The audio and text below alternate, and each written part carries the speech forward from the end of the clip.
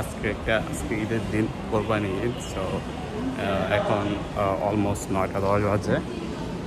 তো আমি যাচ্ছি আসলে ঈদের নামাজ পড়তে। ঈদের নামাজের পরে একটা বাঙালি কমিউনিটির একটা গেট টুগেদার আছে, সো ওইখানেও জয়েন করব আশা করছি।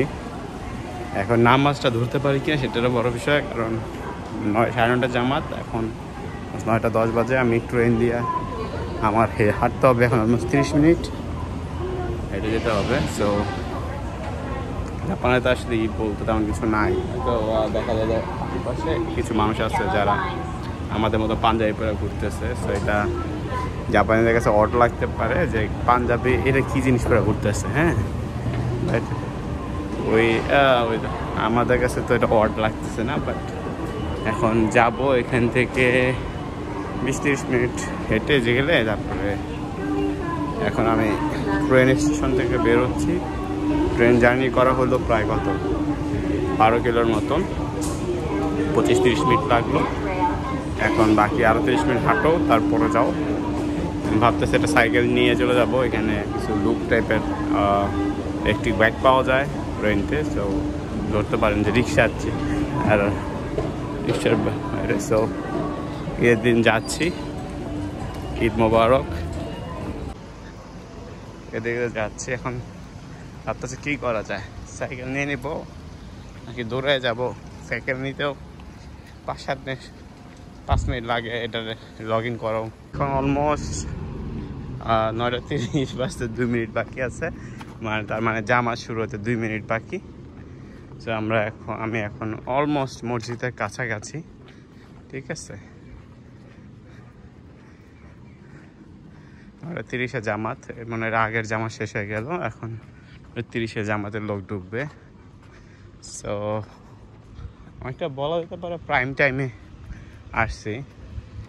এখন যে আমার ওই পাশে দেখা যাচ্ছে যে কিছু মানুষ মুসল্লি টাইপের পাঞ্জাবি পরে আসছে, চশমাও লাগাইছে, কেউ টুপি বসছে। আমি তো টুপি খুঁজে পাই নাই, পড়তে পারলাম না, চুলগুলো এলোমেলো হয়ে রয়েছে।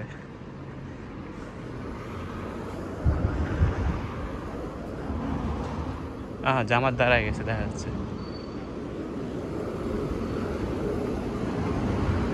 নাকি, আই থিঙ্ক সো। জামাত মানে দাঁড়া যাচ্ছে, হ্যাঁ। নামাজ পড়ার পরে তো এই যে এখানে মানুষ আছে। এখন আমার তো যাইতে হবে, এখান থেকে রোড পারও যাচ্ছে না, দৌড়ায় যা নামাজ ধরতে হবে, ঠিক আছে।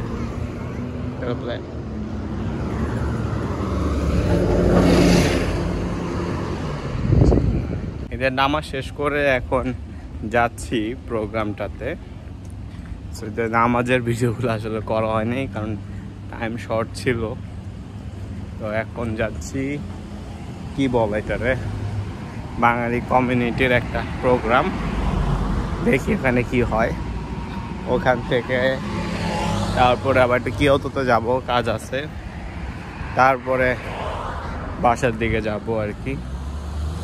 আজকের প্ল্যান এতটুকুই, তারপর প্ল্যান চেঞ্জ হতে পারে। আজকে যেহেতু ফ্রি আছি, সো পড়াশোনাও করা দরকার আসলে ফ্রি দিনে, এছাড়া তো সময় পাওয়া যায় না। সাধারণত শনিবার দিন আমরা ফ্রি থাকি না, ভাগ্যক্রমে আজকে ফ্রি। তো সমস্যা নাই, দেখি কি করা যায়। Hi. Hello, assalamu alaikum. He's Nepal from Muslim, so we know that Nepal is basically Hindu country, but one of the friends is Muslim, so he joined this party.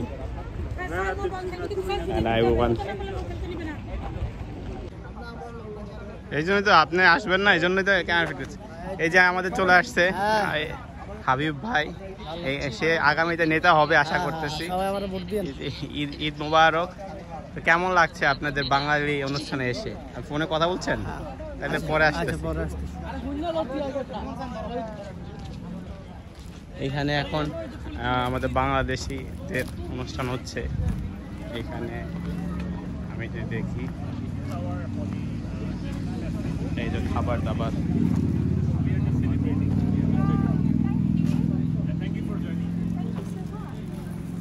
পাতিল টাতিল আছে। শ্যামাই খাওয়া হয়ে গেছে, শ্যামাই খাওয়া হয়ে গেছে।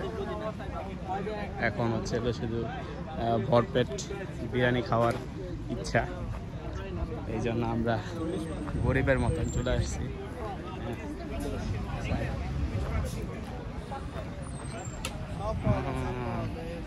সো দেন আমরা এখান থেকে যাব বাঙালি কমিউনিটির। খুব বেশি মানুষ আসলে কিয়তো থাকে না, তারপর যারা আসছে মনে হয় শখানিক মানুষ আসছে, হয়তো 400-500 মতন মানুষ জাপানে কিয়তো থাকে। এখন এখানে সবখানি আছে, বেশিরভাগই ব্যাচেলার।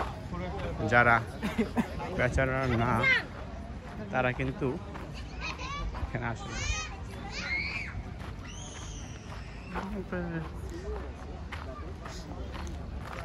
আমরা এখানে যাচ্ছি এখন।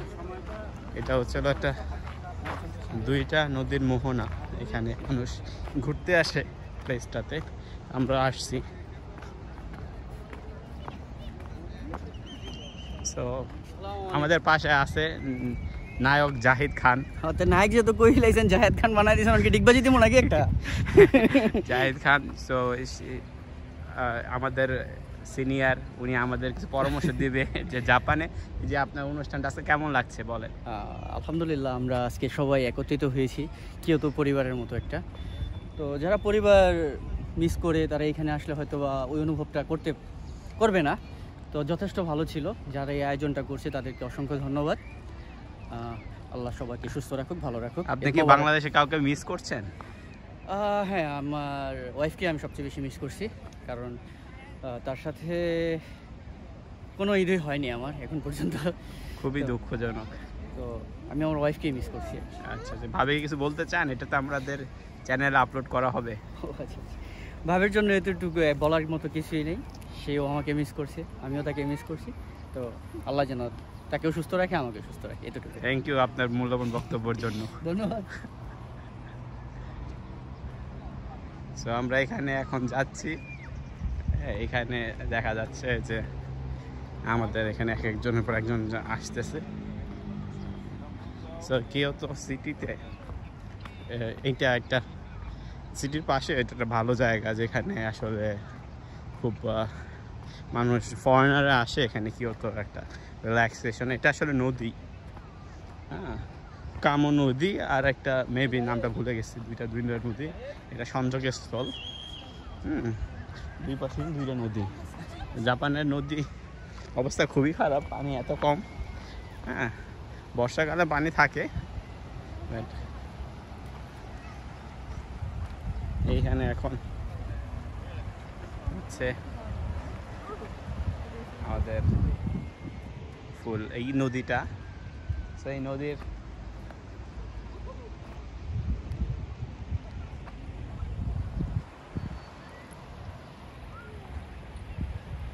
এখানে বেশিরভাগই ফরেনার এখানে এসে বলতে পারেন রোদ পোহায় বা বসে থাকে। এই চলে যান নাকি? ফুটবল খেলা আছে। কোন জায়গায়? এই সামনে। আসেন ওখানে একটু। আস্তে আস্তে ভিডিও করবো না ফুটবল খেলা।